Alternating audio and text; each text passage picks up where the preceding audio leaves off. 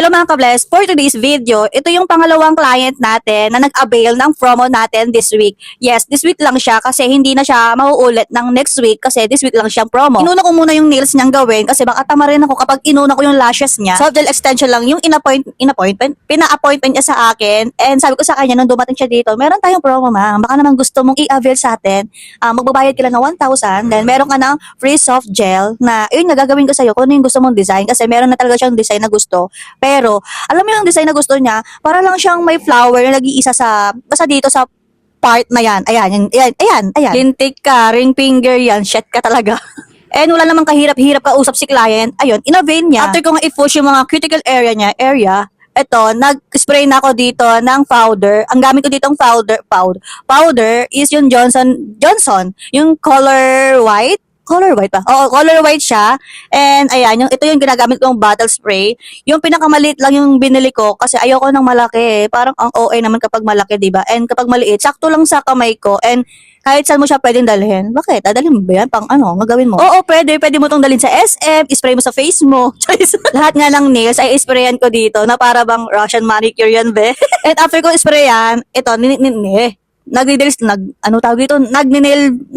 drill, basta yan, anong gagawin ko?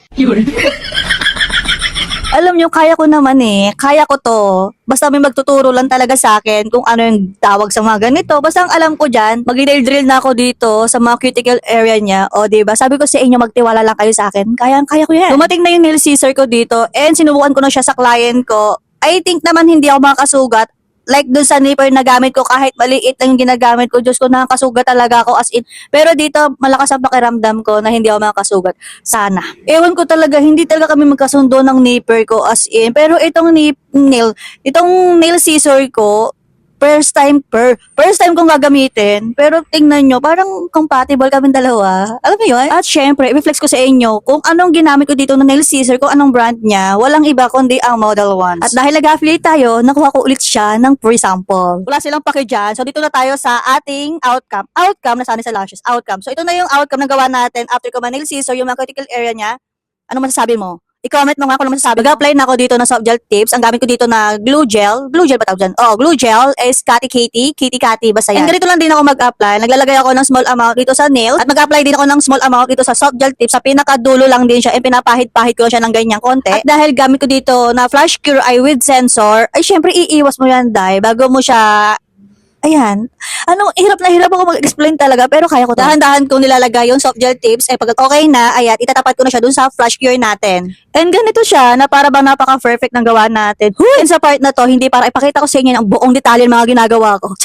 Ayan, nag-apply na ako dito ng gel polish. Ang gamit ko dito na gel polish is syempre, yung sa macarons, yung white bottle, na para bang ang daming kulay ng bottle ng macarons. Meron ba? Or white lang talaga? Ito lang naman yung napiling niyang color. Oh, di ba? Ang ganda. And voila. Tapos na tayo dito after so many years. And ayan, ang gamit ko dito, ang gamit ko dito na pang ganyan is yan yung ginamit ko nung nag-facial foam ako.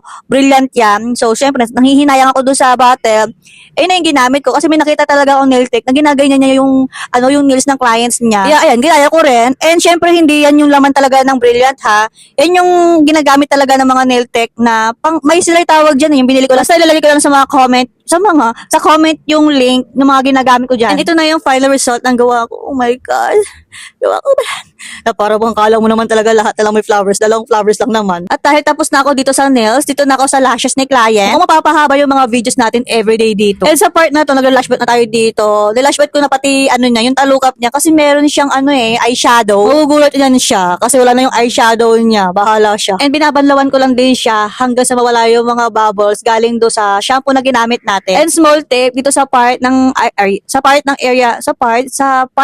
bags ni client. Ayun. And gel patch para naman kumalma si client kasi meron siyang cooling effect. And eyelash tape ulit para ma-secure din talaga na hindi lalabas yung mga bottom lashes. Okay lang naman din kahit hindi tayo maglagay ng gel patch kasi ako talaga hanggat maaari maglalagay kasi ako para naman kapag tatanggalin ko siya hindi na ganun ka hassle kasi kapag may gel patch mabilis lang siyang tanggalin kasi isang hatak mo lang, tanggal silang lahat. At lash talk, yung gagamitin ko dito na lash glue, kasi iba naman, napapanay-panay ang paggamit ko ng lash talk, kasi nga compatible kasi kami din talaga.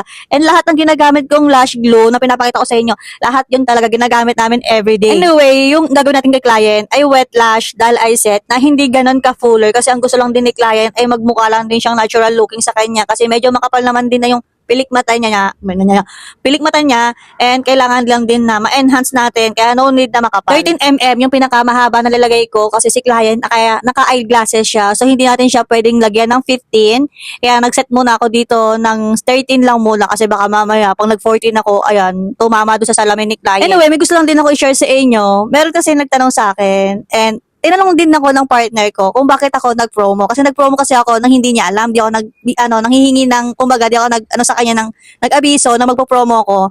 Kasi nga, ang dahilan ko kasi kung bakit ako nag-promo ng eyelash extension with soft gel extension, libre yung soft gel extension, kasi gusto kong ma-enhance talaga yung skills ko talaga pagdating sa pag-nails. Katulad lang din naman dito sa pag-eyelash ko before, bago ako mag-start or tumanggap ng mga clients talaga, ay talagang ginawan ko yung mga kaibigan ko, pinsan ko ng libre. Kaya naisip ko at pumasok sa maliit kong brain cells na why not, 'di ba?